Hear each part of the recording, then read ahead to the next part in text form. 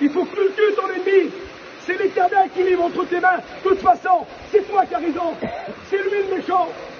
C'est lui qui a tort. C'est lui qui est jaloux. C'est lui qui est orgueilleux. Écoute, tue-le maintenant. Il y en a combien, mes frères, qui nous poussent des fois dans nos combats? Il y en a combien qui disent, écoute, faut le faire couler à lui, là. Il faut que tu m'ailles dire, hein, si c'est moi, je le fais, ça. Hein.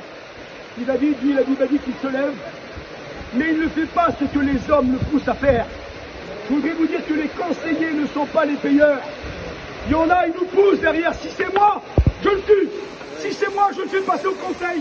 Ouais. Si c'est moi, je fais ceci. Si c'est moi, je fais cela. Oui, mais c'est pas lui. David était un homme rempli d'amour. Et la Bible a dit que David se leva, écoutez bien, et il va s'approcher de son ennemi par derrière. Et vous savez ce qu'il va faire, David? Il va couper tout doucement le pont du vêtement. Ça va te plaire, Norton, ça. Ça m'a béni dans mon cœur. Il ne le tue pas, mais tout doucement, il coupe le pan du vêtement. Et il y en a combien, ils n'ont pas de guerre dans leur cœur. Ils n'ont pas de colère dans leur cœur, ils n'ont pas de haine dans leur cœur. Mais tout doucement, ils ont coupé la relation avec leur belle famille. Ils ont coupé le pont.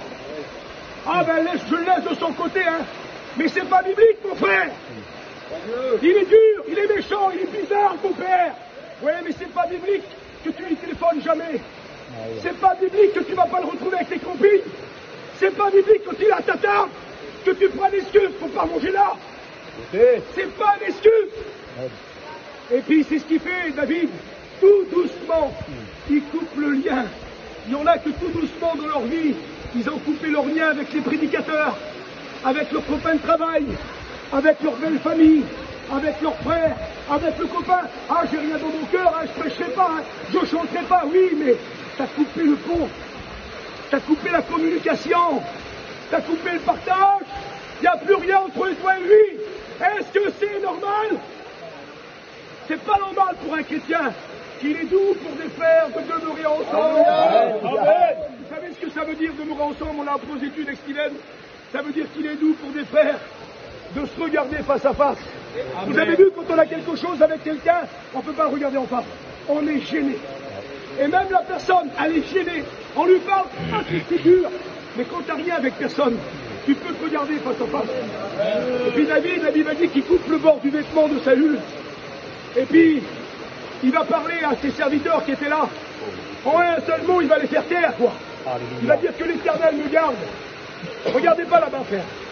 Le message, il est pour quelqu'un aujourd'hui.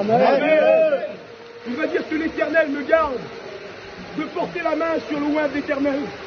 Jamais je ferai une chose pareille. Écoutez, c'était dans son pouvoir à lui. Il avait toutes les capacités pour le dégommer. Mais par amour pour Dieu, il dit, je ne porterai pas la main sur lui. Et vous savez ce que c'est marqué? Voilà, je ne regarde pas mes feuilles. David fait arrêter ces gens de parler. Et il les arrêta parce qu'il voulait se jeter sur lui. Et je disais, Seigneur, je voudrais être comme David. Quand les hommes y parlent autour de moi, on doit les faire taire. Et je disais, Seigneur, comment faire taire quelqu'un, Norton? Ça veut dire que si Denver viendrait vers moi et qu'il dirait, t'as vu Andy, il a fait ça, et moi, pour le faire taire, vous savez ce que je vais faire? Je vais dire, t'as vu la beauté de la source là? Automatiquement, il va être gêné lui, il parle plus.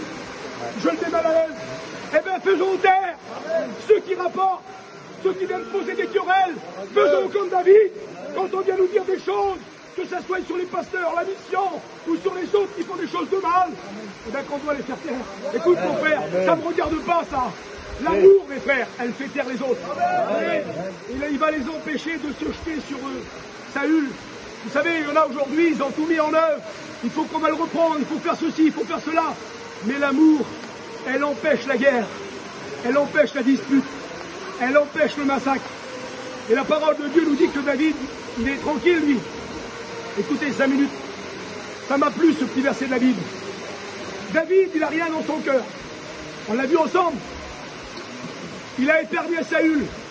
Il est rempli de bonté. Il a coupé le bord du vêtement pour faire montrer que s'il voulait le tuer. Mais il ne l'a pas fait. Mais il faut qu'il fasse quelque chose. Quand on a le pardon dans nos cœurs, il faut qu'il soit aussi ici. Amen. Vous comprenez? Des fois on dit, je lui ai pardonné, mais tu n'as pas été capable d'aller le voir. Mais David, ça brûle dans son cœur. Son cœur, il bat, lui.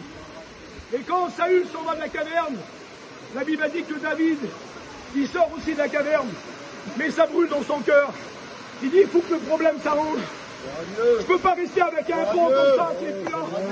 Je peux pas rester avec un morceau de chiffon dans ma main. Il faut que je parle à Saül.